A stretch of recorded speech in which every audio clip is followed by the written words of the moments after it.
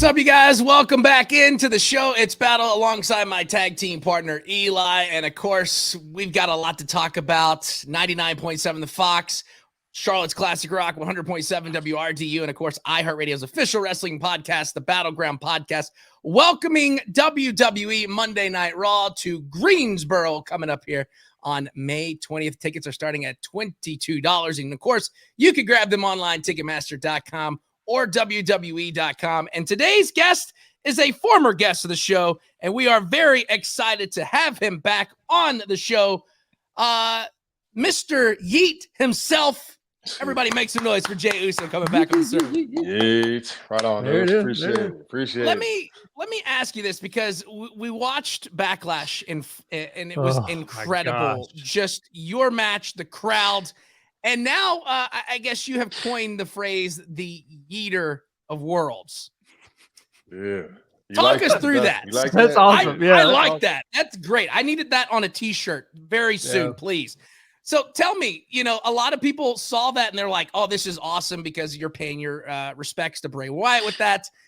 Walk us through that moment in France when you see all that, everybody going crazy. Yeah, can you describe the atmosphere? I mean, we knew it was loud from a million miles away, but I can't even imagine what that crowd was like. And you know the crazy part is it was so loud in there, man. You can't hear it. Right. Yeah. If that makes sense, because man, I had no idea they would do that, right? And as soon as I saw it, man, I thought it was like how we all thought about him. I'm getting goosebumps right now just thinking about it. Yeah, man. And man, it was emotional, man. Like I was so overwhelmed by it. Like it looked, if I could explain it looked like a wave of stars falling on you. It looked like it was endless, man. And Yeah. it will never be like replicated like that again, or I don't think I'll ever feel that kind of. I wrestled in front of some big crowds, but man, this Lyon, France was just probably my favorite experience in wrestling ever. Yeah. Like, man, this is why we wrestle right here, for moments like this that just organically happen here. And I was really happy. It was like it was just with me. And I don't ever want to I want to call them fireflies or wherever you want to call them those, because that's what they are to me. So yeah, man, I was really happy that it was just with me. They just did it with me. Mm-hmm.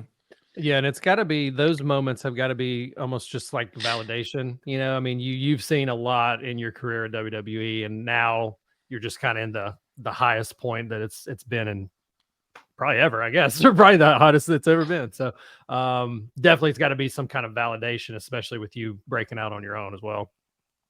Yeah, I think most I was validated was his wife, JoJo, Bray Wyatt's wife, had texted me and just said how much she was emotional watching.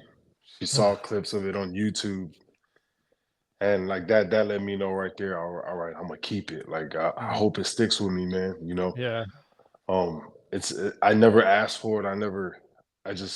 They did it, and I just want to keep it with me now.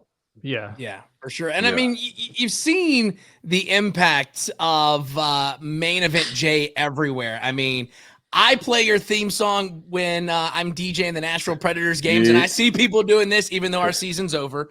We recently saw it at the Cavaliers games where, everybody's doing their thing. That's got to be another one of those cool moments, because you don't really see very many wrestling themes or things from wrestling transition over. I mean, you got Cody's, whoa, that stuff.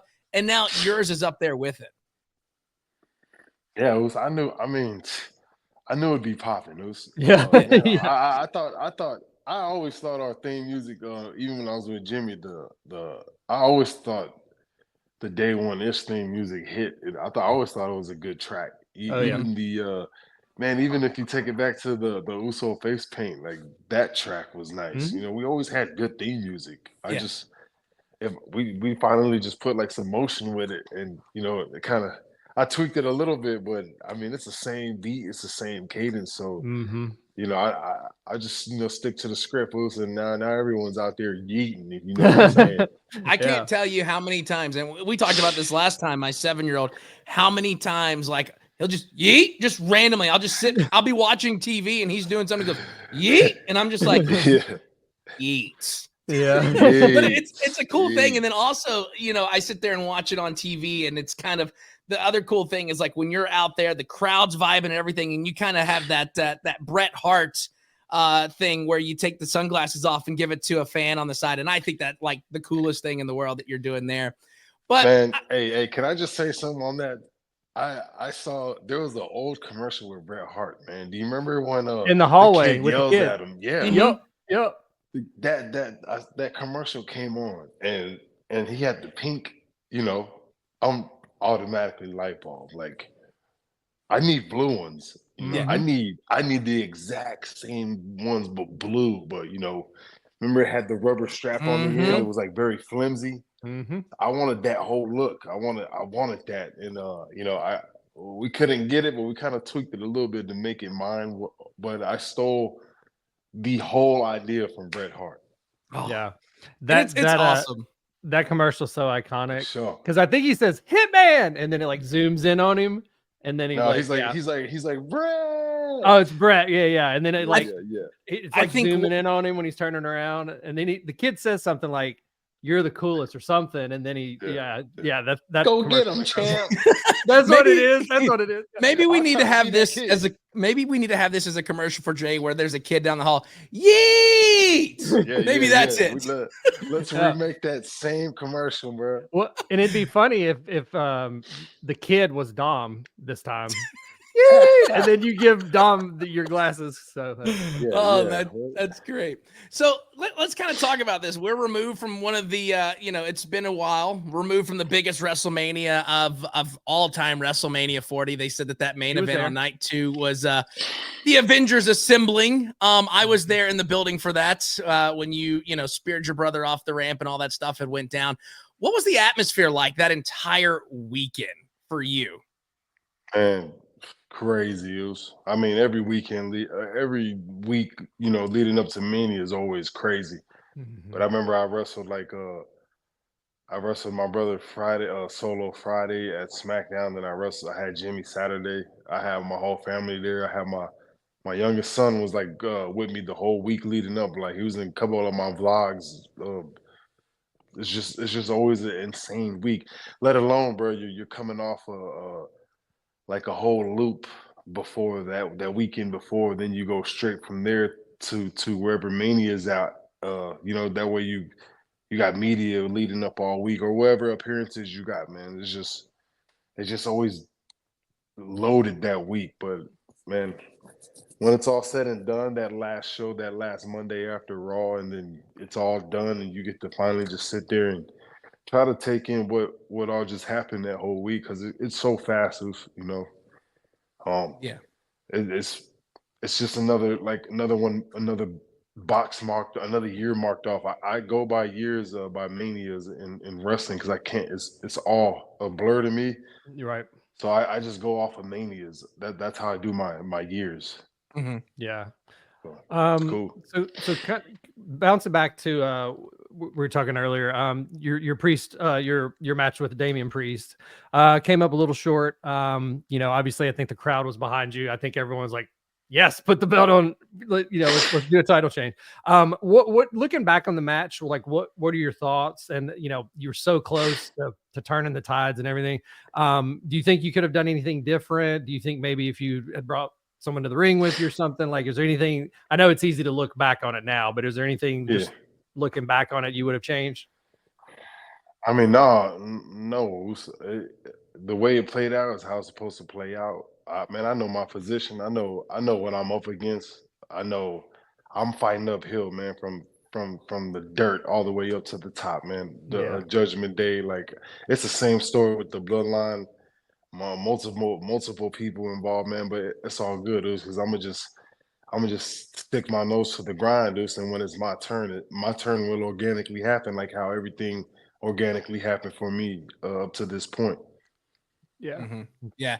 And, you know, last time we had you on the show, we were kind of leading up to WrestleMania. And I will tell you that still in my 7-year-old's wrestling federation that's sitting over here in the side of my office, you still hold all the titles like last time. You haven't been beaten for anything. I think you actually gained a title as well in his federation. So we expect good things. We want gold around Jay's waist or shoulder very, very soon. So of course we've talking about it. Monday Night Raw coming to Greensboro this Monday. Tickets starting at $22, which you could grab them online at Ticketmaster.com. You know, one thing that a lot of people in the wrestling industry know is your family, the heritage, the background. I mean, we saw it in Vegas when they revealed the bloodline tree. Incredible. Insane. How do you balance carrying on that legacy while still forging your own path and identity within the industry? Man, I'll tell you, it's way easier now than it was almost 15 years ago. Because, you know, coming in as a tag team with my brother that long ago, and then just we've always had that in our vision, so I'm trying to how can we separate us from our whole damn family? You know, because everyone was stars, like they're just huge stars, and right. It got kind of overwhelming. But like I just said, we just stick to the grind, and it'll just happen. This isn't this isn't a sprint.